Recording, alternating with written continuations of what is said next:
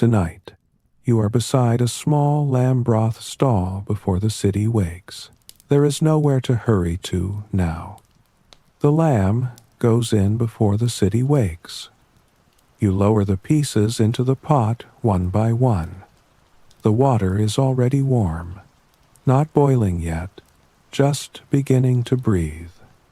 A thin curl of steam rises. Underneath, the elm charcoal fire burns low and even. You add cassia bark, crushed garlic, and a small knot of ginger. The smells come slowly at first, then gather together wood, sharpness, and the deep round scent of lamb beginning to give itself to the broth. For now, there is only you, the fire, and the pot slowly becoming warm. While the lamb warms slowly in the pot, you turn to the dough resting beneath its damp cloth.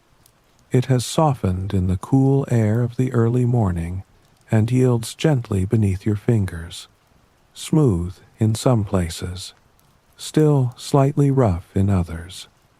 You lift it onto the board and begin to work it with both hands, pressing, folding, and turning in an easy rhythm while the broth behind you gathers heat. When you return to the cauldron, the water is close now to its first true boil.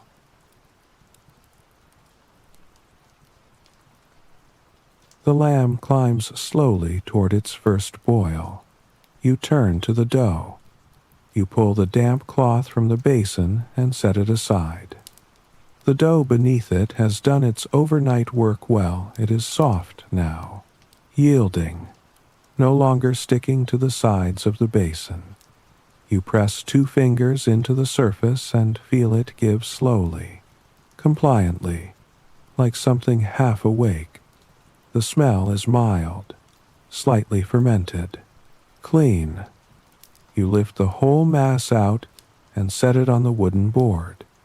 The board is a smooth, plain piece of timber, worn pale from use, wide enough to work a good portion of dough without crowding. You press down with both palms and begin to work, pushing forward with the heel of your hand, folding the far edge back toward you, turning the mass a quarter turn, pushing again. The dough resists at first, then softens into the rhythm. After 10 or 15 passes, it becomes noticeably smoother. The surface loses its rough texture. The interior becomes more even. The whole thing moves as one piece under your hands rather than pulling apart. You set the worked dough aside, covered again. Then you return to the cauldron. The water is boiling now, a full, rolling boil, with the foam of the first cooking rising in gray-white clouds to the surface. You work a flat wooden spoon through it carefully, gathering the foam and lifting it away. This step matters. The foam carries the impurities and the stronger animal smell. Remove it patiently now, and the broth will cook cleaner for the rest of the morning. You skim 3 times, waiting between each pass for more foam to rise. Then replace the lid and lower the fire slightly, just enough to keep the broth at a steady, slow roll rather than a hard boil. A low, continuous sound fills the shelter now, the deep, rhythmic bubbling of the cauldron doing its work. It is a sound that belongs entirely to this kind of morning. Not urgent, not sharp, just steady and full, like a heartbeat slightly slower than your own. The lamb smell begins to reach the lane outside. You know this because you have watched it happen before. The smell travels about as far as the 3rd stall position to the left, and when it does, One or two people who were simply walking past will pause, orient themselves without meaning to, and begin to move toward the source. The garlic and the bean paste open first a rich, savory wave that announces something serious is cooking. Behind that comes the lamb itself, clean and warm, with a faint sweetness from the slowly dissolving fat. When the broth has been going long enough, and the lamb pieces are tender enough to take a chopstick without resistance, you prepare the noodles. This is the part that cannot be rushed, and also cannot be done too far ahead. You tear a portion of the rested dough palm-sized, slightly heavier than it looks, and place it on the board.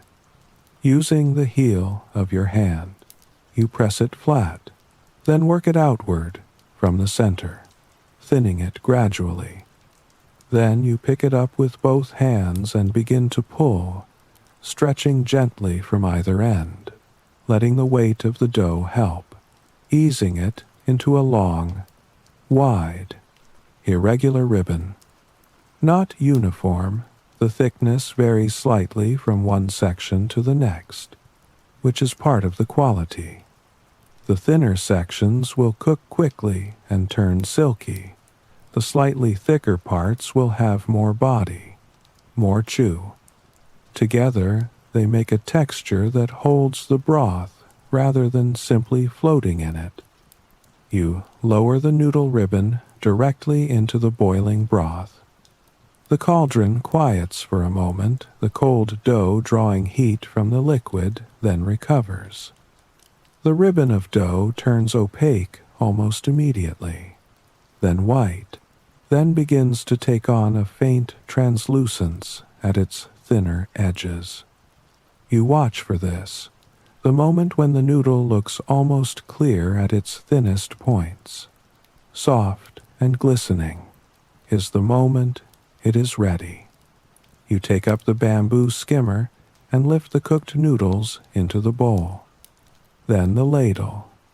2 generous passes through the broth, the liquid coming up dark gold, fragrant, with a light shimmer of dissolved lamb fat on the surface. 3 or 4 pieces of lamb go in beside the noodles, their surfaces softened and slightly matte, the interior fully cooked through, the fat no longer white but translucent and yielding. A scatter of green scallion across the top, freshly sliced, their sharpness a counterpoint to the richness of everything underneath. A cloud of steam rises from the bowl. You set it on the counter.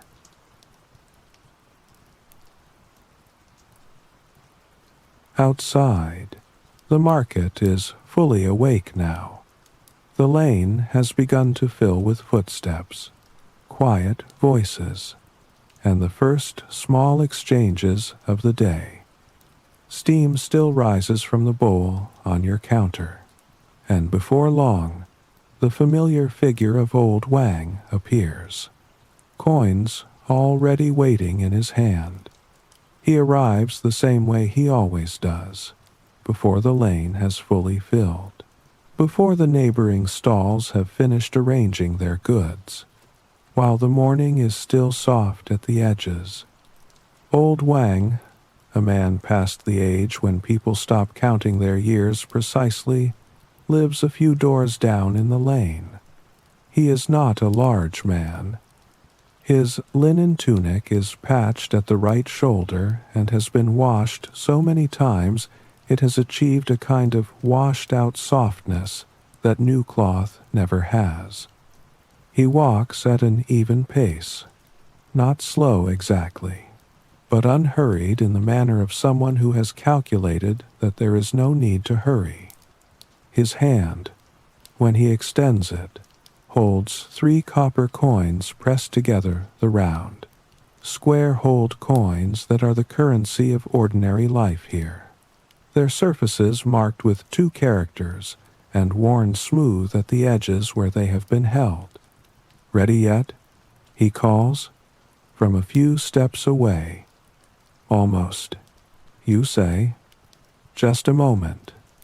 He settles onto the low bench beside your stall, a simple plank balanced on two flat stones, and folds his hands in his lap. He has sat in this same spot so many times that the position feels like something agreed upon between him and the bench. You ladle his bowl. The scallion goes on last. You hand it across. He takes it with both hands, steadies it on his knee, and lowers his face slightly toward the steam. He breathes in once. Then he picks up the ceramic spoon and begins to eat, pulling a slow, careful spoonful of broth first, before touching the noodles or the meat. "Still the best in the lane," he says, not looking up. You accept this in silence and reach for the firewood. Old Wang eats the way he walks, without haste, without waste. He finishes his broth first, then the noodles in sections, then the lamb last, taking his time with the tender pieces, nodding occasionally as if confirming something to himself. When the bowl is empty, he sets it on the bench beside him and sits for a moment with his hands resting on his knees.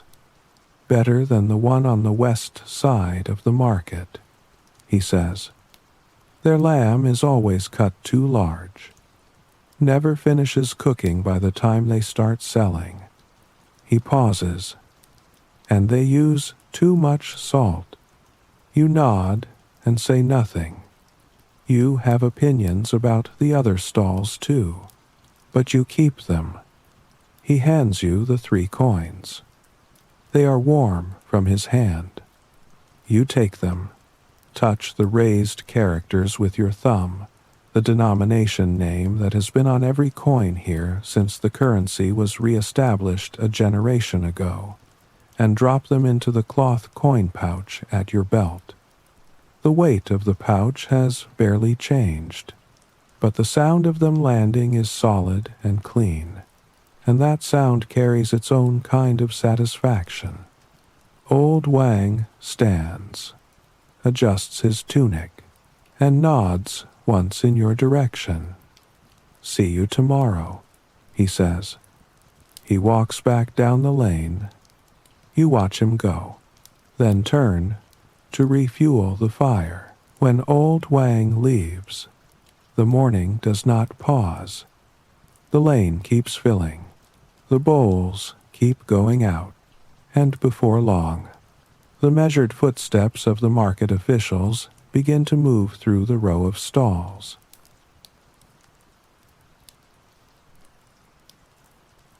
By mid-morning, the lane is fully alive. The sound layer has changed completely from the early quiet, vendors calling their goods across the stone surface, customers responding, the percussive clatter of ceramic bowls being set down and lifted, the creak of cartwheels on flagstone, the high, bright voices of children sent on errands, the lower drone of men arguing a price down by 3 coins. Every now and then, through all of this, the particular voice of someone from a distant place, a Western trader speaking through an interpreter, a merchant from outside the city whose accent places him far from Luoyang, threads through the ordinary sound like a different colored thread in cloth.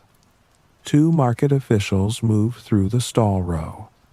One is a senior man, a minor official of the South Market Administration, his rank visible in the cut of his robe and the way the smaller officers defer to him.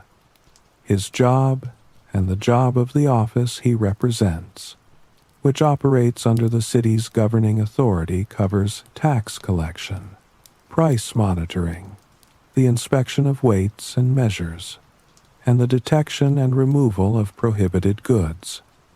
It is a real authority. A seller who cheats on portion size can be fined. A seller who trades in illegal items, stolen goods, materials taken from places they should not have been taken, can lose their market registration entirely. Last year, someone in this market was found selling objects taken from a burial site outside the city. The investigation went on for weeks with no resolution until a separate enforcement body made the arrest. You heard the whole story from old Wang, who hears everything eventually. The official stops at your stall. He glances at the cauldron, at the dough board, at the arrangement of bowls on the counter. 2 bowls, he says. Today's lamb is fresh, bought this morning, you say. From the livestock section. Leg and shoulder. He nods. You make 2 bowls with the same care as every other bowl, no extra portions for officials. No reduced portions either. The same measure for everyone. This is not especially virtuous. It is simply the way you have decided to work. It also happens to be safer. When everyone receives the same treatment, there are no complaints about difference. He eats the first bowl standing at your counter. His assistant takes the second. Good, he says, when he is done. Not as a compliment, more as an assessment. The kind of word a person uses when they have confirmed what they expected to find. You hand him his change. He counts it, pockets it, and moves on down the stall row. You add more wood to the fire and begin pulling new noodles for the next customers already waiting. The tax collection happens a few days later, as it does every few days. A runner comes with a cloth sack. You count out the appropriate number of coins and pass them over. This is not pleasant and not unpleasant. It is simply part of the arrangement. You operate in the South Market because the market exists. And the market exists because it is administered and the administration is funded.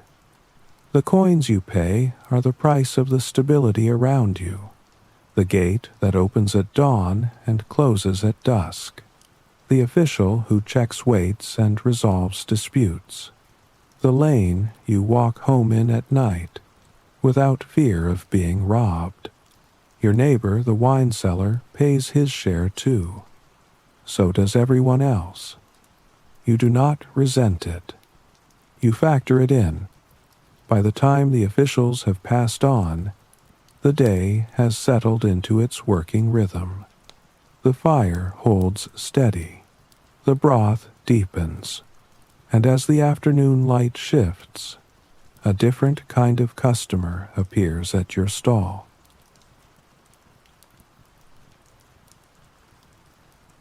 They arrive in the afternoon in a group of 3.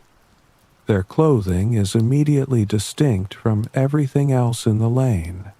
Robes cut differently, fitted closer at the sleeve and looser in the body, made from fabric in colors deep green, rust brown, a faded dark blue that are not often seen in this part of the market. Their beards are kept in a different style. When they speak among themselves, the language is entirely different from anything you understand. A sound that has its own rhythm and its own musicality, but gives you nothing to hold on to. Luoyang sits at the eastern end of the great overland trade route, the long road that carries silk and ceramics westward, and brings back horses, wool, glass, spices, and things that have no name in your language yet. These men have come from somewhere along that road. They are not the first traders from the western regions you have served. You have seen them regularly enough that their presence feels ordinary, part of the market's texture, like the scholar tree near the gate, or the sound of the wine cellar's clay jars being stacked. They stop in front of your stall. The one in front holds up 3 fingers. You gesture toward the cauldron, then the bowls, then nod. He nods back. You make 3 bowls, moving through the steps you have done hundreds of times. Noodle pulled and dropped into the boiling broth, skimmed up when done, placed in the bowl, lamb pieces spooned in beside, broth ladled over everything, scallion added last. You set all 3 bowls on the counter. They eat standing, close together, speaking to each other between bites in their own language. The middle one takes a long drink of broth from the bowl's rim, lifting it with both hands, the way some travelers do, and makes a sound that requires no translation. The one on the left, when he finishes, looks directly at you and speaks. A short phrase, repeated. He makes an emphatic gesture toward the bowl. You do not understand the words, but you understand the tone. They count out 9 copper coins between them, exactly the correct amount for 3 bowls, which tells you this is not their first time in a market like this one, and lay them on the counter. The man who spoke looks at you once more, holds up a thumb, and turns to leave.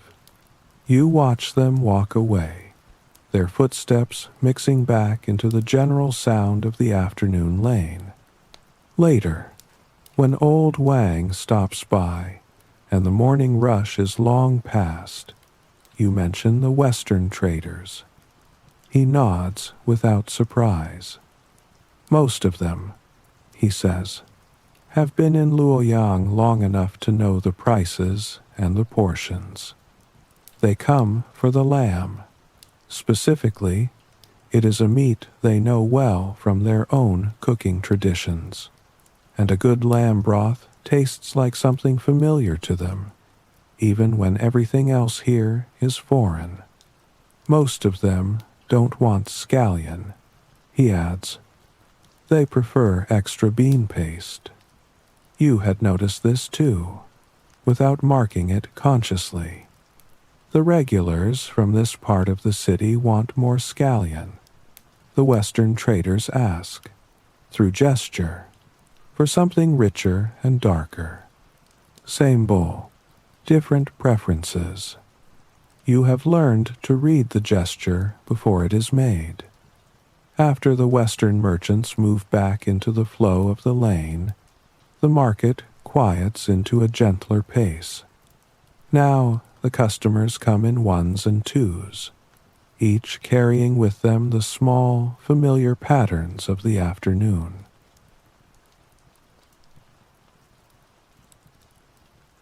The boy comes every day with his mother. He is perhaps 7 years old, small for his age, with a quality of absolute attention that children sometimes have the ability to watch something being done with total absorption, as if watching were itself a form of participation. He stands at the edge of your stall and observes the whole process, the pulling of the dough, the moment it hits the broth, the skimming, the ladling, the placing of the lamb. His mother pays and takes her bowl to the bench. He stays.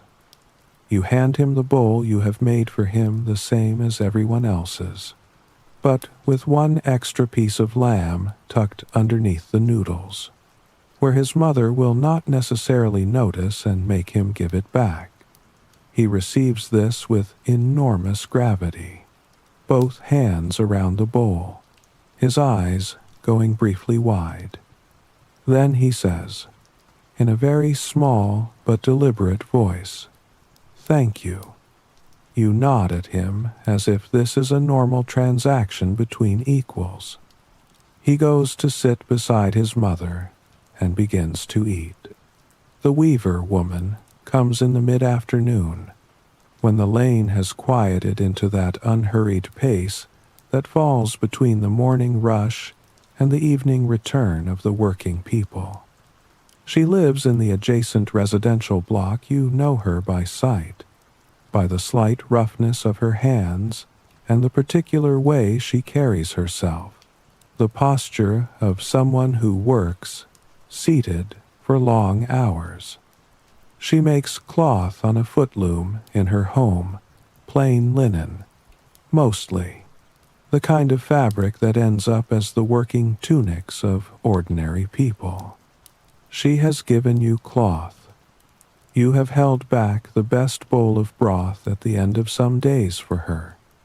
Neither of you has spoken of this arrangement directly.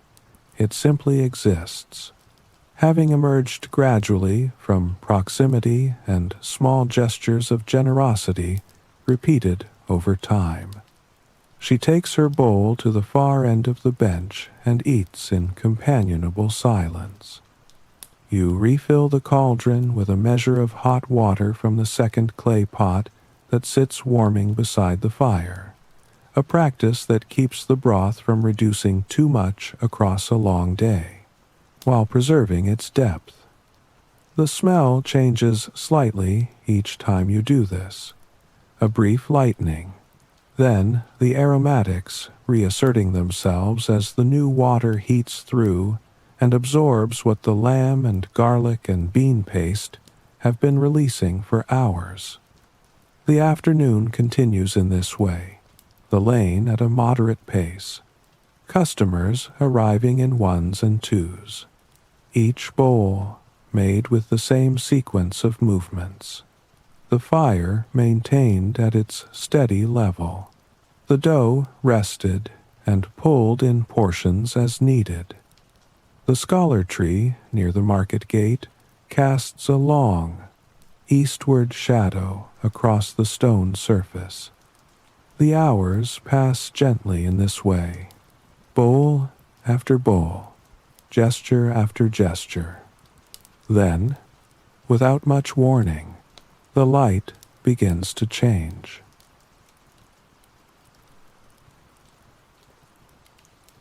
The sky changes in the mid-afternoon without much warning. The light goes flat, first the bright, hard quality of midday, giving way to a diffuse gray that softens everything's edges. Then the wind shifts, coming from a different direction than before, cooler, carrying a smell that is unmistakably rain, wet earth and something electrical. The sky's version of a deep breath before speaking. You glance up. The clouds to the north and west are dark and moving quickly. You begin to move without deciding to, lifting the dough basin and the bowl stack inside the rear of the shelter, pulling the bamboo basket with the remaining lamb under the thatching overhang, checking the knots of the roof ties. You have done this before. The thatching holds well if the wind is not too violent, but the rope at the front corner sometimes needs to be retied to the pole when the weather is coming from the north. You retie it now, pulling the hemp tight, knotting it twice. The first drops are large and widely spaced, the kind that land with an audible sound on the flat stones and leave dark, circular marks before the stone absorbs them.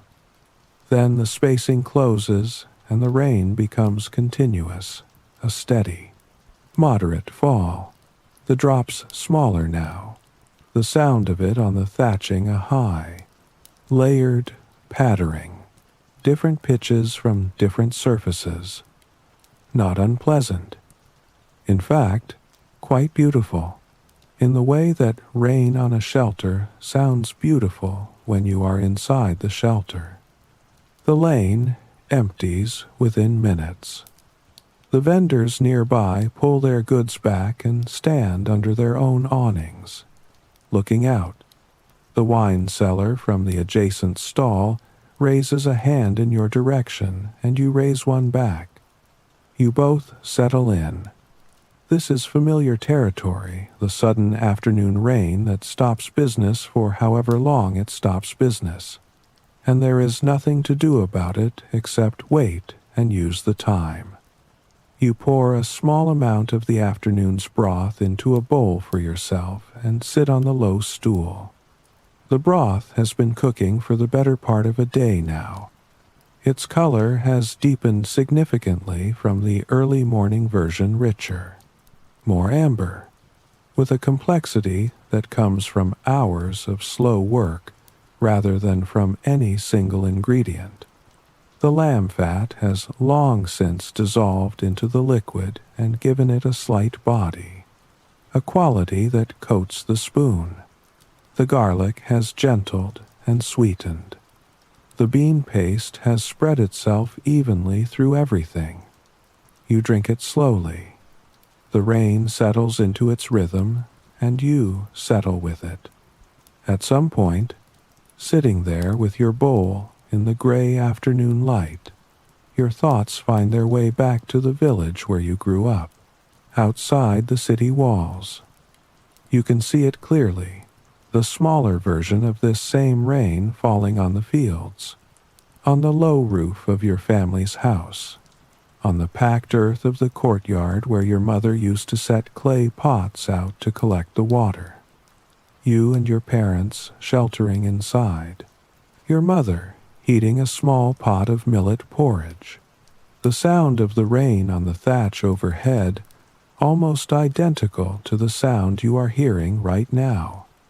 The poverty there was real, and the harvest failures were real, and the reason you came to Luoyang was real. But the memory of that shelter during rain has a particular warmth that the difficulty does not cancel out. You finish your broth. The rain continues for about the time it takes to boil a fresh pot of water from cold. Then it begins to lighten. The drops space out again, then become intermittent, then stop. The sky brightens slightly, not back to full sun, but to a soft, clean, gray-white that feels washed rather than overcast. The stones of the lane are dark and glistening. The smell of wet earth and wet wood and the soaked thatching overhead is clean and simple. Then, on the far side of the rooftops to the east, a band of color appears. An arc of red, then orange, then a softer yellow, curving through the clearing sky. You stand up and look at it properly for a moment. The lane begins to refill. The vendors reassemble their goods. Footsteps return. Voices return. And a small group of people who had sheltered in a doorway across the lane come back out and immediately begin walking toward their original destinations, as if the rain were simply a brief pause and the day's business had never actually stopped. Your first customer after the rain is a man who wants the lamb broth specifically because of the cold the rain has left in the air. You make his bowl. The steam rises from it in the damp air, more visible than usual, catching the returning light. Business resumes. At last, the rain eases, and the day gathers itself again. By the time the sky begins to dim toward evening, the market is already turning toward its final, quieter rhythm.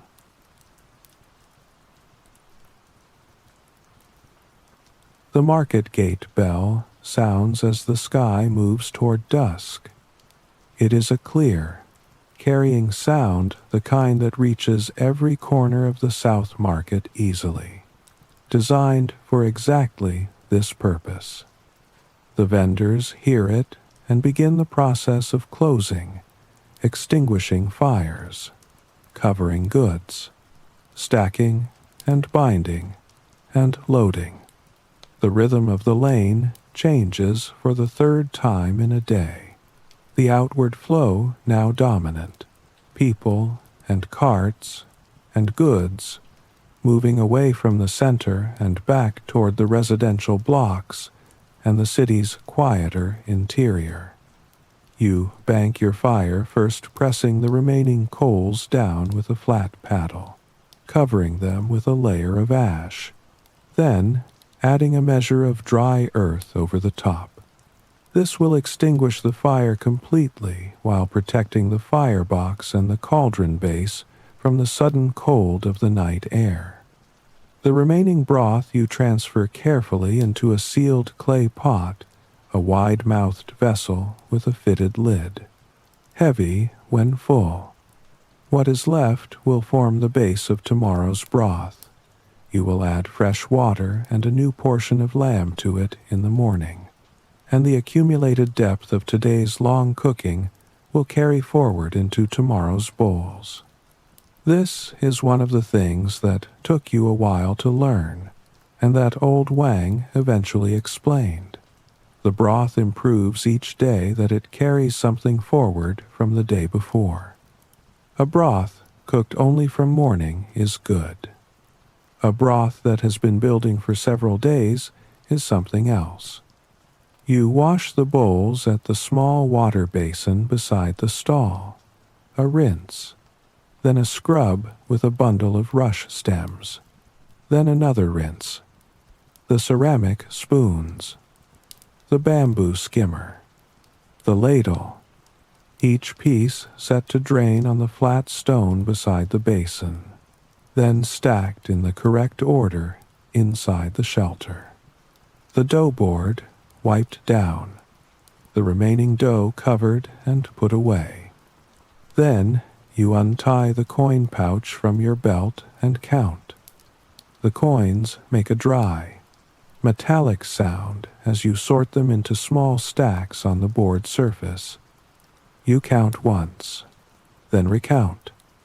The total is slightly more than yesterday, enough to note with quiet satisfaction, not enough to alter anything significant.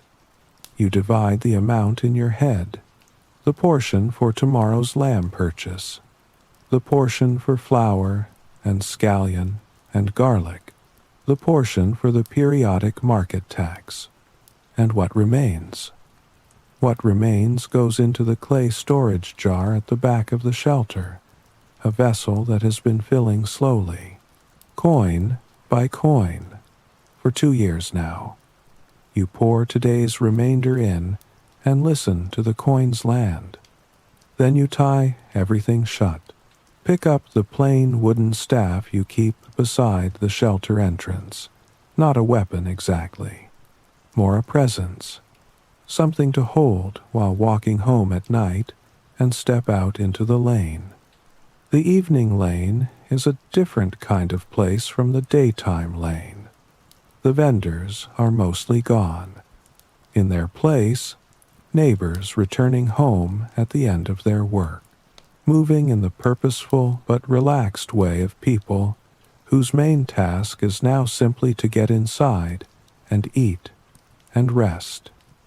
Women calling to each other across the lane as they take in cloth left drying during the day. An old man sitting on a stump near his gate, not doing anything in particular, apparently content with the exact view in front of him. 2 children chasing something, a rolling clay ball, or a dog around a corner and out of sight, their laughter echoing back after they vanish. The earth of the lane smells of rain and cooling stone and, faintly, of the many fires that have been burning in it all day. Zhang, the wine seller, falls into step beside you. "Good day?" he asks. "Good enough," you say. Rain cut the afternoon short. He nods. It always does. He pauses. New spring batch is ready. Come by tomorrow, I'll give you the first bowl. You tell him you will leave him the best portion of tomorrow's lamb broth in return. He laughs at this. It is an old arrangement, variations of which you have probably both made with a dozen different neighbors. That is how this lane works. The transactions are not always coins. Sometimes they are a bowl of broth, a length of cloth, a hand carrying something heavy, a piece of information given freely. The formal market runs on copper coins and regulated prices. The lane runs on something older and less nameable. When the last of the work is finished, you leave the market behind and walk home through the cooling lane. The sounds grow fewer, the light grows softer, and the day narrows to the small quiet of your own room.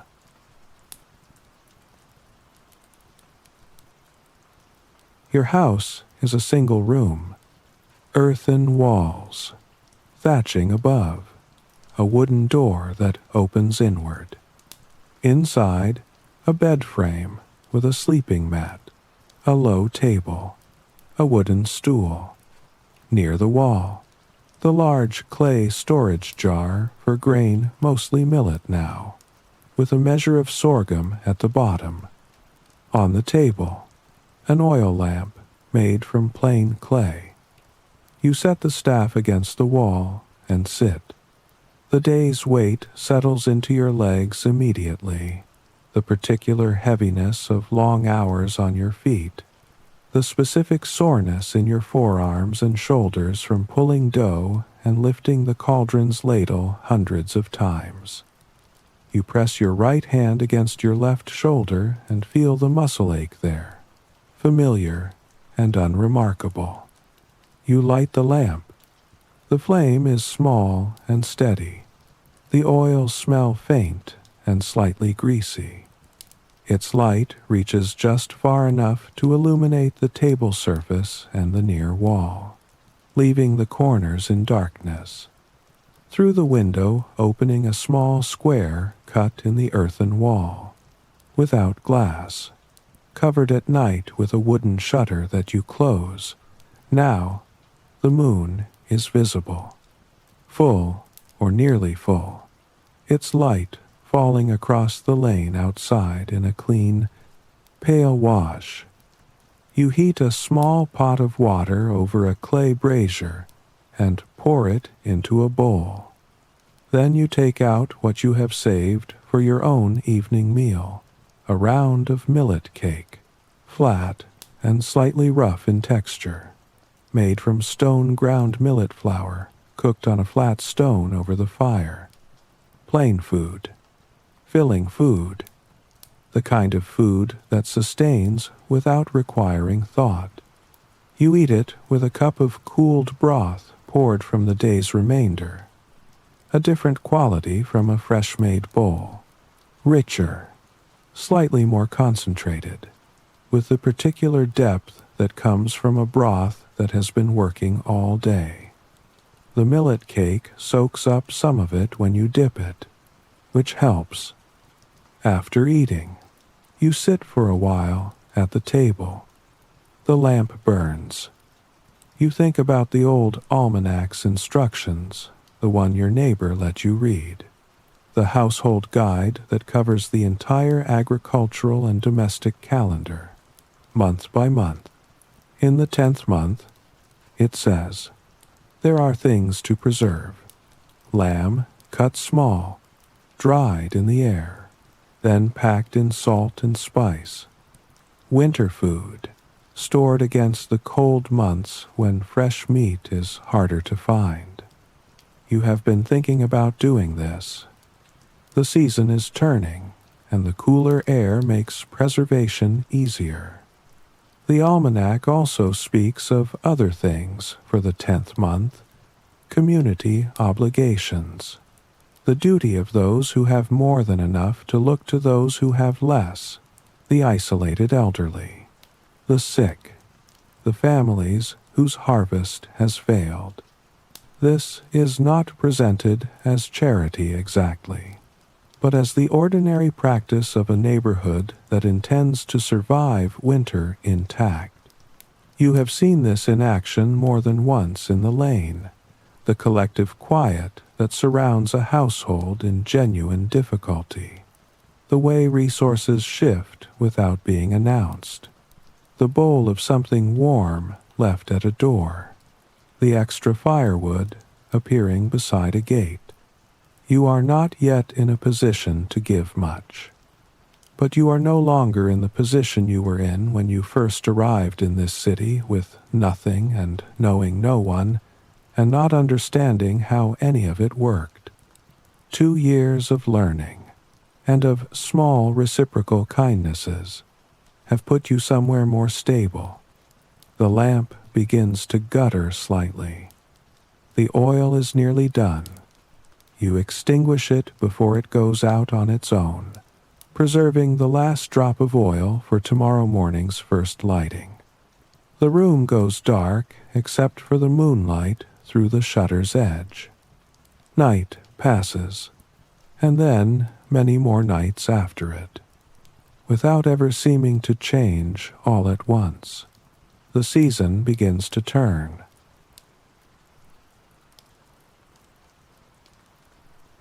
The mornings change in the 10th month. The change is, at first, just a feeling, something colder in the air that arrives before you have opened your eyes fully, a quality of the dark that is different from summer dark and different from the mild coolness of early autumn. Then, one morning, there is frost on the thatching, a thin, white, crystalline layer that catches the first light and dissolves within an hour. After that, frost most mornings. The lane's mud goes hard overnight and stays hard until the sun has been up for some time. You adjust accordingly. More wood in the firebox to bring the cauldron to temperature. The shelter's rope ties tightened against the coming wind. A second layer of thatching added to the sections that showed wear over the summer. And the lamb for the winter. You begin in earnest now, following the old almanac's method. Pieces of lamb, shoulder, and leg, trimmed and cut small, laid on flat boards in the cold air to dry for several days. Then packed in a clay jar in alternating layers with coarse salt, dried herbs, and the small amount of pepper you can afford. The jar sealed with clay and set in the coolest corner of the shelter. Cold weather broth is different from summer broth. In winter, you add the preserved lamb pieces alongside the fresh ones. The salt draws back out into the liquid during cooking and seasons, the broth from within, and the dried meat contributes a depth and concentration that fresh meat alone does not give. The resulting broth is darker, heavier, more fortifying. It is exactly what the people coming to your stall want in this season, something that enters the body with warmth and stays there. Old Wang comes every day without exception, even in the coldest weeks, even when the lane has ice in its ruts and the morning air is visibly cold in your breath. He wraps his hands around the bowl the way people do when warmth is the primary need, before the eating begins, and he sits on the bench longer in cold weather than he does in summer. One morning in the 10th month he arrives carrying something, a piece of cured pork belly, wrapped in cloth. He sets it on your counter. "My own preparation," he says. "For you. Winter is coming. Eat more." You start to refuse. He forestalls you with a look. "You make me a bowl every morning," he says. I have nothing much to give, except the pork. You accept it. You eat it that evening with your millet cake, and it is good, the salt and the smoke of it, the fat softened by the curing process, the density of it against the simplicity of the grain. You think of him making it, working through the old method, setting it to dry, packing it in the clay jar, waiting the necessary weeks. The new year comes in the first month, when the cold is still heavy but the light is beginning to return. In this city, the new year is the first day of the first month of the year, not the midwinter moment itself, but the new year of the agricultural calendar, the beginning of the count again. The almanac specifies the appropriate foods, a particular wine made with aromatic herbs, cold infused, traditionally consumed first thing in the morning of the new year in small cups shared with the household, and for the meal itself. Soup noodles. There is a logic to this that you understand instinctively. The long noodle represents continuity, the year continuing, the life continuing, the thread of daily existence, not cut. To begin the new year with a bowl of good noodle soup is to say something about the year ahead without putting it into words. You prepare for the New Year feast at your stall. You buy extra lamb, make extra dough, and prepare a larger quantity of the herbal wine than usual, purchasing it from your neighbor Zhang, who brews a winter batch every year that is specifically intended for this occasion. On the morning of the first day of the new year, you set out before your usual customers arrive and leave small portions at the doors of several households in the lane: old Wang's house, the weaver woman's house, an elderly couple at the end of the block who have fewer resources than most. You leave the gifts quietly and return to your stall to begin cooking. Old Wang arrives an hour later with tears in the corners of his eyes, which he ignores completely. He sits on the bench and drinks his herbal wine from the small cup you pour for him, and then eats his bowl of lamb noodle soup without speaking much. And when he leaves, he says simply, "Another year." You say it back to him. Zhang brings you a cup of his cold wine and raises it in your direction. You drink it standing, both of you facing the lane, the cold air carrying the smell of wood smoke and cooking from every direction as the neighborhood's various morning fires get underway. The new year has the quality of beginning that comes not from anything dramatic, but from the simple continuation of familiar things. The fire, the water, the cauldron, the dough, the bowl handed across to the hands waiting for it. As the year moves on, your stall becomes known to more than the usual morning regulars. One day, among the ordinary customers of the lane, a visitor of a very different kind arrives.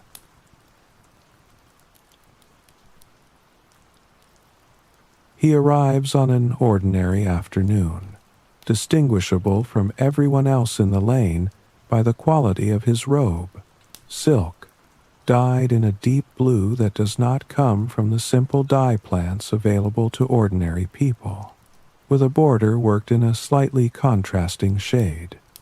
His shoes are leather, not hemp. The young men behind him are servants, moving with the particular combination of alertness and deference that marks people who are paid to be attentive. He stops at your stall with an expression that seems unsure what to make of it. "Give me a bowl," he says. "The best you have." A pause. "If it's not good, I won't pay." Everyone gets the same bowl. You tell him, I make one kind.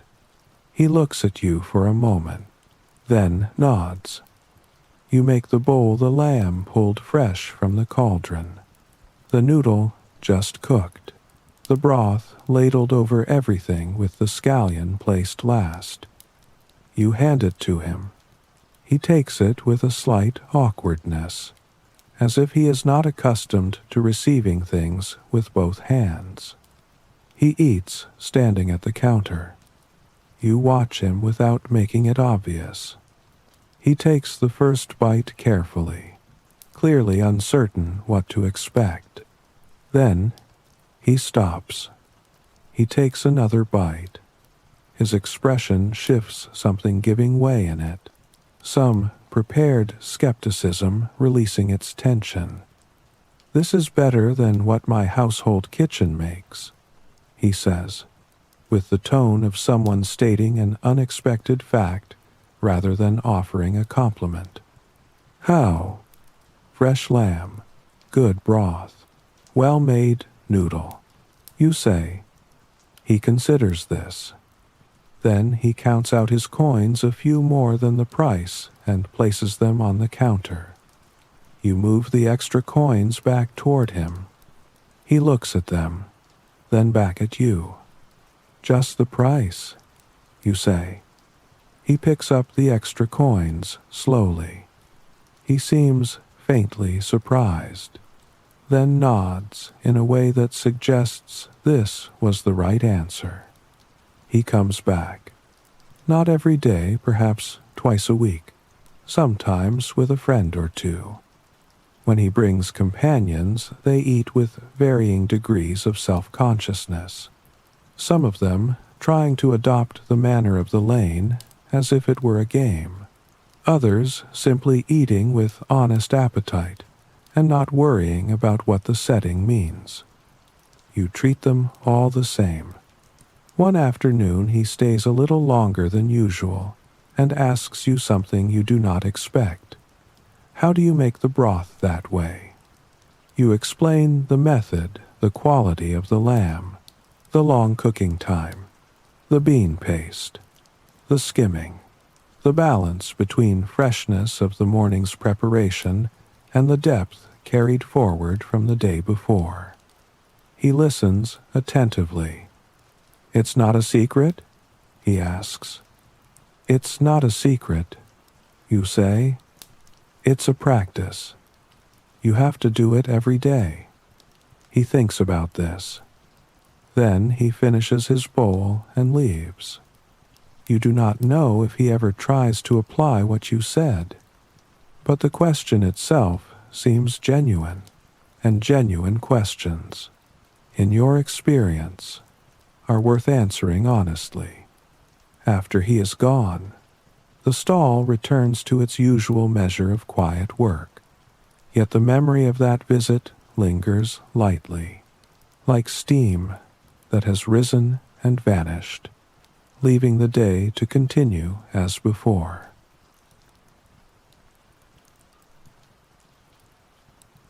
There is one evening toward the end of summer, before the 10th month's cold comes in, when the light falls in a particular way. You have packed the last of the day's things away, and the fire is out, and the coin pouch is secured, and you are standing at the entrance of the shelter, looking out at the lane. The sun has dropped behind the rooftops, but its light is still present, a horizontal, amber gold quality that touches the top courses of the city's great outer wall, visible above the lane's buildings, and lights them from the side. The wall is old brick and old stone, darkened by weather and time, but in this light it has a warmth to it that you do not usually notice. You think about what a history book would say about this city. It would describe the trade, the population numbers, the goods arriving from across the continent, the government institutions, the roads. All of this would be true. The city is genuinely large and genuinely important, and you know this not from reading but from watching it with your own eyes, day after day. The volume of people moving through the South Market, the number of different languages audible on any given morning, the variety of goods on every stall, the density of life packed into every lane and block. But the history book would not describe what it is like to stand in this lane at the end of a day that began before dawn and involved 500 small transactions and one rainstorm and one child who ate every bite of his noodles. It would not describe the particular satisfaction of a coin pouch that is slightly heavier at the end of the day than it was at the beginning, or the way a broth smells after 6 hours of slow cooking, or the specific sound of old Wang's feet on the flagstones when he is coming to your stall with his coins already in his hand. What is written in books is the frame. What is lived is the picture inside it. You pick up your staff and turn toward home.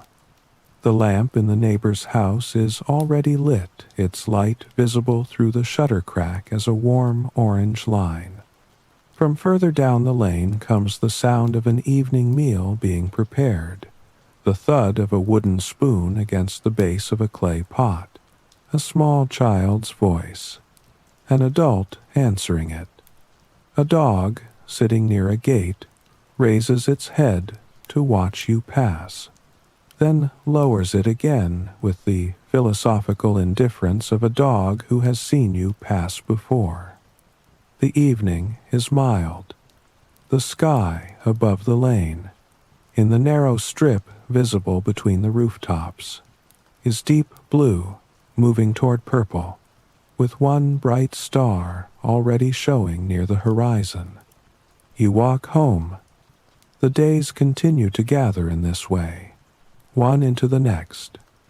Then, as winter deepens and the city grows stiller, the familiar work of the stall takes on an even greater warmth.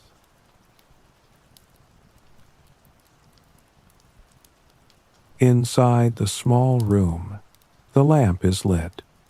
You eat the evening's simple meal millet cake, a bowl of broth, a piece of the winter lamb from the preservation jar, and sit for a while at the table afterward, doing nothing in particular. The day uncoils from your muscles slowly, the way warmth leaves a stone, gradual, continuous, proceeding at its own pace regardless of whether you are paying attention to it. The coins from today are counted and divided and stored. Outside, the lane moves through its evening stages. The active sounds footsteps, voices. The occasional rumble of a late cart thin out steadily as the hour advances. Children are called indoors. Lamps are lit and, gradually, extinguished. The dog down the lane makes a few brief comments at something, then falls silent. A door closes with a deliberate, final-sounding sound. The city moves toward sleep. You lie down on the sleeping mat.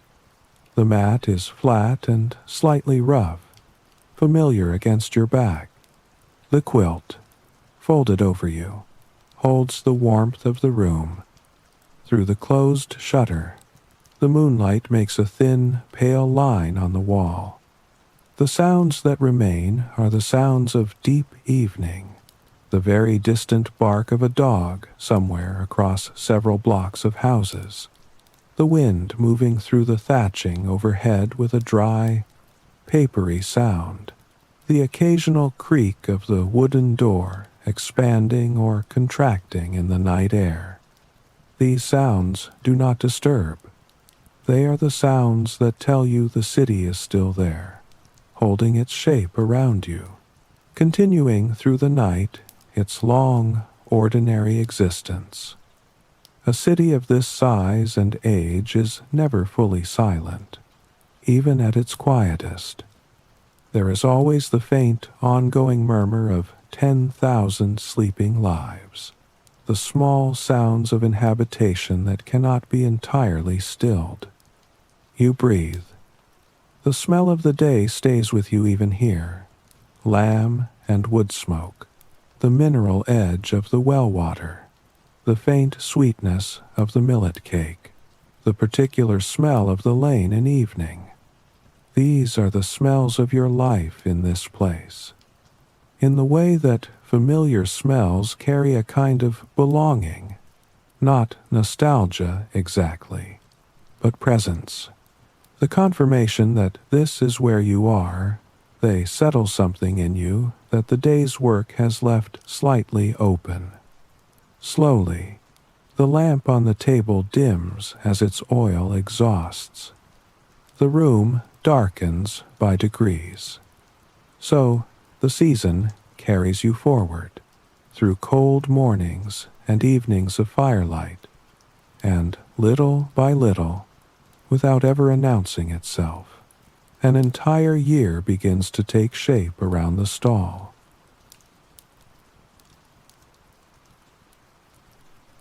Somewhere in the depth of the night, a dream, not an ambitious dream, not a dramatic one, just this, the stall, the fire, the cauldron with its steady sound, a line of customers forming gradually, each face a face from the day just past old Wang with his coins ready, the child watching the dough being pulled, the Western merchants with their 3 fingers raised, the young nobleman eating with unexpected attention. They come, and you serve them, one after another, each bowl made with the same sequence of movements. Each exchange a small version of the transaction that holds a lane together, that holds a city together, that holds a life together. The dream has the quality of continuity rather than event. Nothing happens in it, in the sense that nothing changes. The fire keeps burning. The broth keeps deepening. The day keeps moving at its particular pace, neither hurried nor delayed. This is the dream of a person who has found, after uncertainty and difficulty and arrival in an unfamiliar place, something stable enough to return to each morning without apprehension. Not wealth, not safety in the permanent sense, simply the knowledge of what tomorrow's first task will be. Rise before the lane wakes. Carry the bucket to the well. Light the fire beneath the cauldron, and begin again. The city stirs before you do. Somewhere in the pre-dawn, a door opens. A bucket is set down on stone. A cartwheel turns once and stops. The sounds of an ordinary morning assembling itself from silence, piece by piece, like the preparation you are about to undertake. Your eyes open. The room is dark. The air carries the familiar early morning coolness, the slight damp of night still present, the green smell of the scholar tree leaves reaching over the lane's wall.